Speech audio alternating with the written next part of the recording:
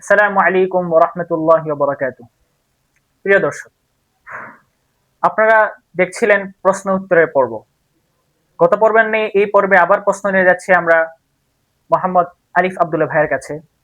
আজকে প্রশ্ন হচ্ছে আমাদের যে আমরা সাধারণ মানুষের কাছ থেকে শুনতে পাই যে আমরা যেহেতু রাসূলের উম্মত সেহেতু আমরা জান্নাতে যাবই। তো তাদের যে এই কথাটা, তারা যে এই দৃঢ় বিশ্বাসের সাথে একটা কথা বলে, অথচ তারা নামাজ পড়ে না, রাসূলের সুন্নত মানে না। তো এই ব্যাপারে হাদিসে কি বলা হয়েছে আমরা আরিফ আব্দুল ভাইয়ের কাছ থেকে শুনে আসবো ইনশাআল্লাহ। চমৎকার একটা প্রশ্ন করেছেন প্রিয় ভাই মাহির। হ্যাঁ, আমরা অনেক সময় শুনি, আমি নিজেও শুনেছি, অনেকে বলে যেহেতু যেহেতু রসুল সাল্লাল্লাহু আলাইহি ওয়াসাল্লামের উম্মত হয়েছি তো জান্নাতে তো আমরা যাবই। কিন্তু এই লোকগুলা রসুলের সুন্নত মানে না, নামাজ পড়ে না, আল্লাহর কোনো বিধান মানে না, অথচ এই কথাগুলো তারা বলতে থাকে। তো এদের ব্যাপারে রসুল সাল্লাল্লাহু আলাইহি ওয়াসাল্লামের একটা চমৎকার হাদিস আছে।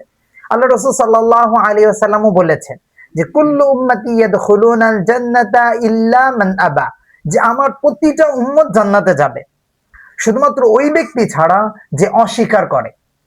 এখন রাসূল সাল্লাল্লাহু আলাইহি ওয়াসাল্লামের সাহাবীরা জিজ্ঞেস করছে, মাইয়া বা ইয়া রাসূলুল্লাহ, কে অস্বীকার করে?